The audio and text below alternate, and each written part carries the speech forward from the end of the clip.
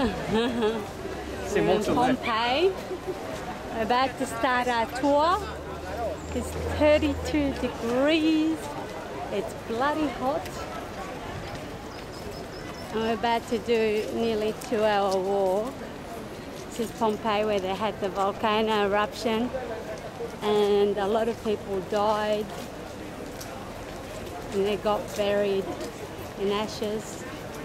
We're in Pompeii. We're about to start a tour. City of Ruins. Apparently it's very, very, very, very big. But we're only doing certain attraction. Beautiful, hot day. Everyone's Teta's got the jumper, the big bag. Together. Just like a circle that we do together.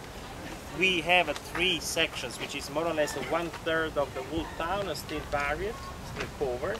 So we know the size of Pompeii. So we have the city walls for about 2 months. 66 hectares, 150 acres. So 1/3 still preserved. And this makes Pompeii something unique in the world, the state of preservation of the town. Thank you very much. And actions. That's what covered Pompeii. So we didn't get any lava flows, we had the pyroclastic flows. Okay, imagine for 20-25 feet, 7 up to 9 meters. So the town disappeared, the name was known but not the location of the town anymore, and only by chance Pompeii was rediscovered officially 261 years ago. Somebody was digging through the ground to look for water and they found remains of the first buildings. Okay? The landscape around changed. The port of Pompeii was probably where it got off the bus. The sea was much closer, now it's about 2 miles. And this volcanic stuff went over the mountains of Sorrento into the Bay of Salerno, which is far away.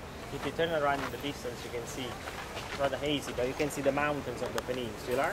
Imagine that this avalanche moved over into the sea on the other side. And it's a long way from Vesuvius to there. Okay. Pompeii was built on top of a prehistoric lava flow that you can see clearly from here under these last buildings. Okay. And the lava has been used by the locals to build Pompeii. They didn't know anything about the Vesuvius. Let's start to walk slowly.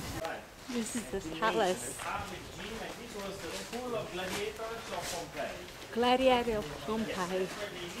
That's where they live. There's a lot of tiny ruins around. Of course, were held in the amphitheaters. And there is an amphitheater in Pompeii that we don't see. As is on the backstage of the small theater. If you try to see through the 3 entrances, it's much better to stand here because in there it's pretty hot. We can see, of course, clearly all the seats in front of us.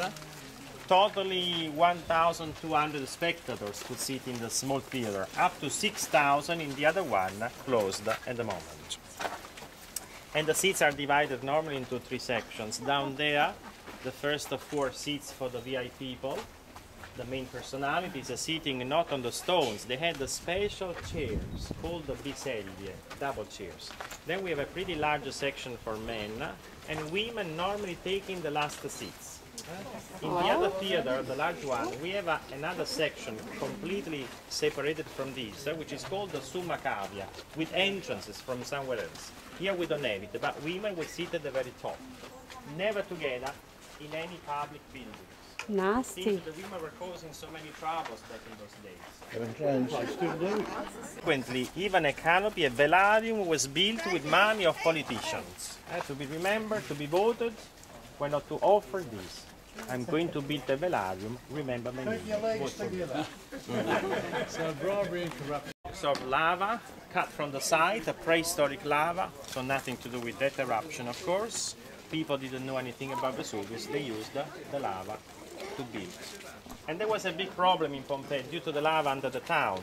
It was very hard to build a sewage system, a drainage system under the roads. That's why you can see in Pompeii those blocks of lava in the middle of the roads. Behind us, over there, in many places. Stepping stones.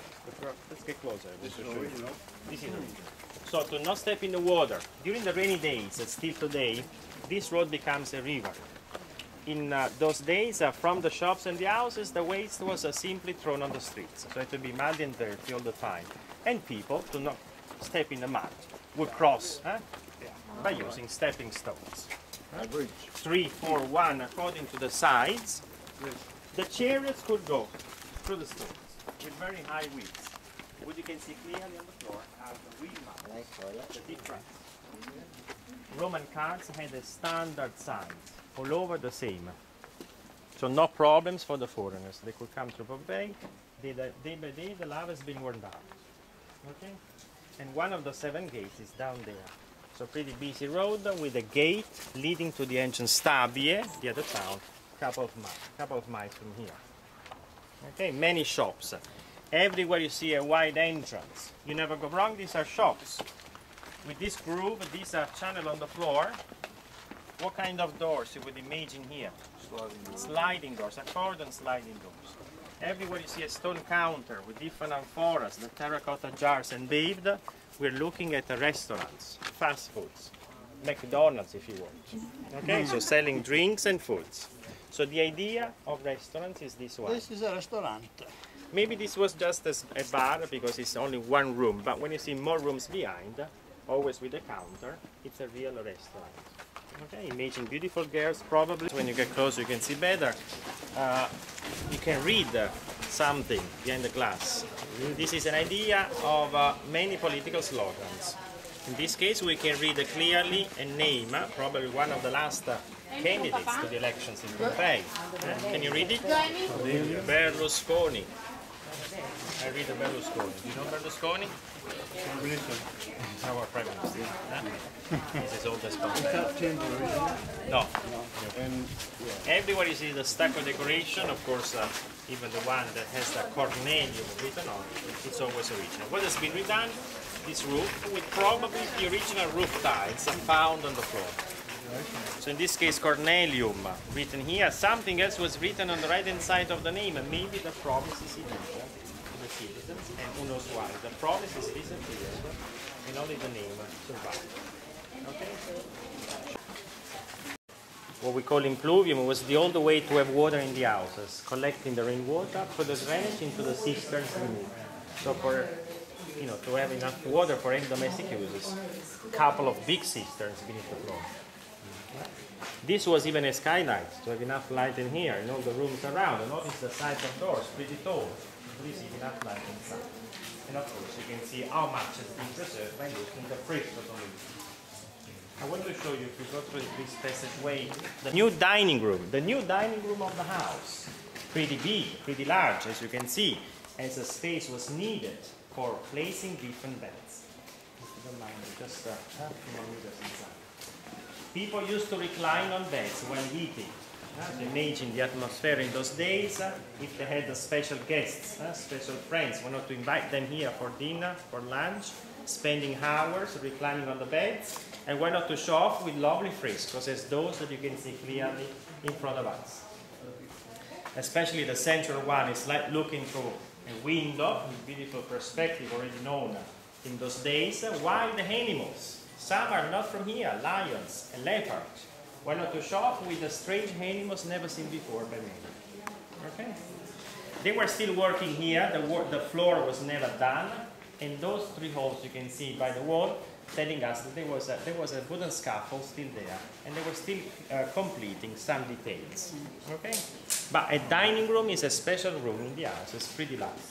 Another important one is behind us, and that's the office, what we call tablinium. That's where the paterfamilias, the father of the family, received the clients for business.